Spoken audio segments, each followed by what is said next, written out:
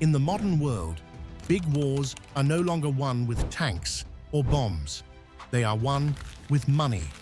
And no one is waging this new economic battle more aggressively or more successfully than China. And yes, it is reshaping our world, big time. Once a sleeping giant, China has awakened with ambition. Its economic engine now powers the world's supply chains. But now, it's doing something even more strategic, loaning money to nations around the globe. Not billions, but trillions. From Africa to Latin America, from Southeast Asia to Eastern Europe, Chinese money is flooding into the developing world. Roads, ports, airports, railways, all built with Chinese loans, constructed by Chinese firms and backed by Chinese interests. This isn't charity, it's not foreign aid, it's something far more calculated. A long-term strategy to reshape the balance of power using debt as a weapon and infrastructure as a means of influence. Welcome to the era of China, the global creditor, a silent superpower whose influence doesn't rest in its military, but in your bank account. This is the story of how a once small and struggling nation has transformed into the world's biggest loan shark. This is the story of how China is buying the future, one loan at a time. So, how did China become so powerful? China's economic rise is no secret. In 1980, its GDP was smaller than Spain's. Today, it's the world's second-largest economy, poised to overtake the United States within the decade. But economic growth was just the beginning.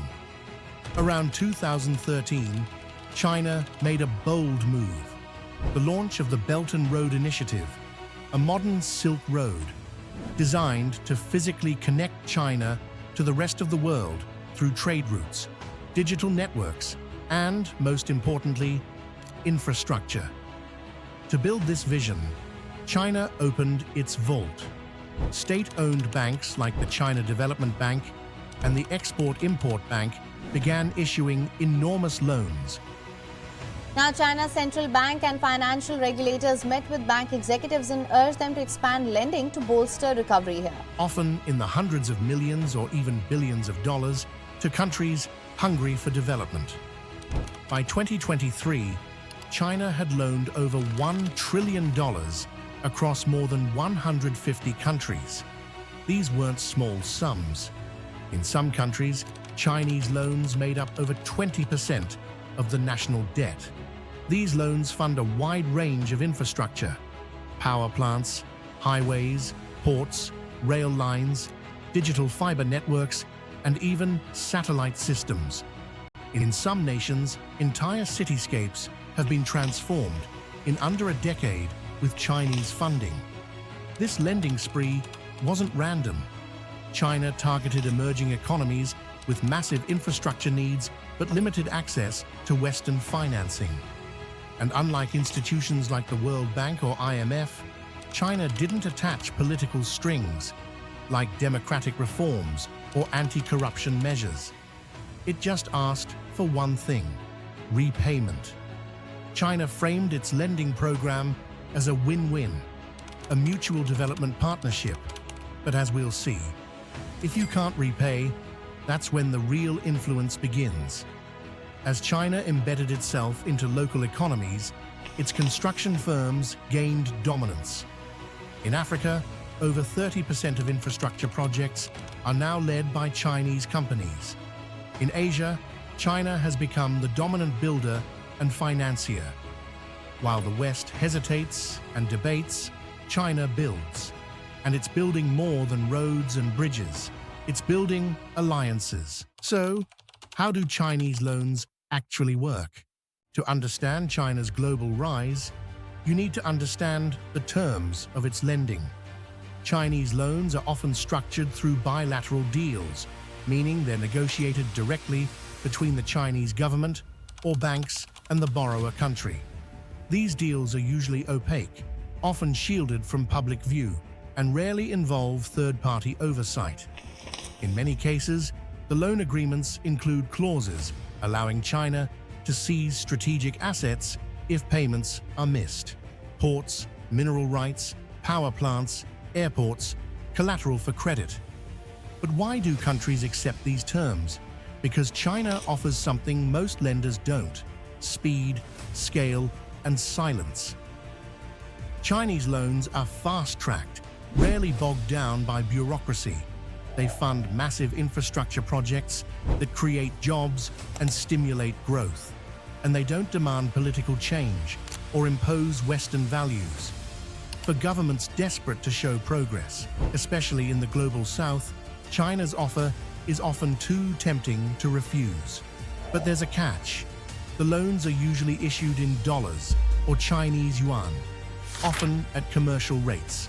That means if a country's currency weakens, the debt becomes more expensive.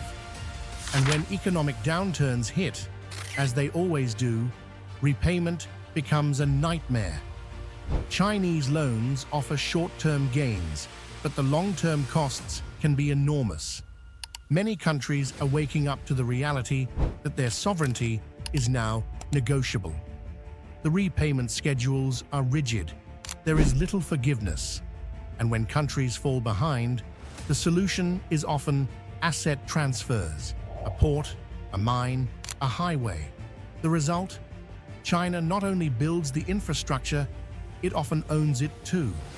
Chinese banks usually require that Chinese firms handle construction, often importing their own workers and materials. Local job creation may be minimal, economic benefits limited. Debt, however, remains long after the cranes leave. More than just lending, China is locking in control, a strategy not of conquest, but of contracts. But what is the actual cost of these debts? The real cost of debt. The consequences of China's lending strategy aren't hypothetical, they're already unfolding. In Sri Lanka, a $1.3 billion Chinese-funded port Sri Lanka has secured a $1.5 billion loan from China through a currency swap deal, but China's loans to Sri Lanka are not driven by benevolence. in Hambantota failed to attract expected traffic. When Sri Lanka couldn't repay the debt, China took control of the port in a 99-year lease. This wasn't a business deal, it was a geopolitical beachhead. In Djibouti, a strategic nation in the Horn of Africa, Chinese loans built a port and rail link, but also a military base, China's first overseas.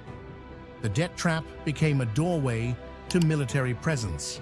Montenegro borrowed nearly $1 billion from China to build a highway connecting to nowhere, so expensive it threatened to bankrupt the small Balkan state. And in Kenya, plans to extend the standard gauge railway to Uganda stalled after ballooning costs. Billions in Chinese debt remain unpaid, with Nairobi's key assets potentially at risk. China builds fast, but the costs can be paralyzing. What we get is concrete, but not always capacity. In Zambia, China controls a significant portion of the copper mining sector. In Ecuador, it gets a large portion of the country's oil exports as debt repayment. In Pakistan, the China-Pakistan Economic Corridor has fueled political instability over who benefits and who pays. Every loan, every agreement builds leverage. A port lease here, a mine contract there. Over time, China accumulates more than assets. It gains influence over policy, trade, and diplomacy. In many cases, nations find themselves unable to criticize China's internal policies, such as human rights in Xinjiang or the crackdown in Hong Kong, for fear of financial consequences. Debt becomes a leash. Influence becomes compliance. The big picture. How these loans are reshaping the world. China's global lending spree is more than economics. It's the foundation of a new global order. As the West grapples with internal crises and rising nationalism, China quietly fills the void, presenting itself as the new leader of the global south. It has built parallel financial institutions, such as the Asian Infrastructure Investment Bank. It leads BRICS nations toward alternatives to the US dollar. It's even promoting the yuan for trade settlement. This isn't just lending, it's rewiring global power structures. China's model appeals to many, fast, efficient, and non-judgmental. But it comes with deep dependencies. Once a nation takes on Chinese debt, disentangling becomes extremely difficult.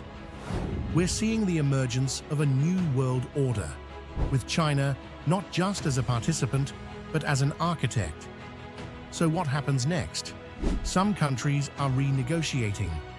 Others are diversifying lenders, but many remain locked in, because China's terms, however steep, still offer a path to development where no others do. If current trends continue, China won't just be the world's factory. It will be the world's landlord, banker, and builder. What we're witnessing is not a silent coup. It's an economic transformation of global power. And unless the world wakes up to what these loans really cost, China's ascent to uncontested global leadership may be inevitable. The 21st century won't be decided by missiles or markets, but by money, and China is lending its way to the top.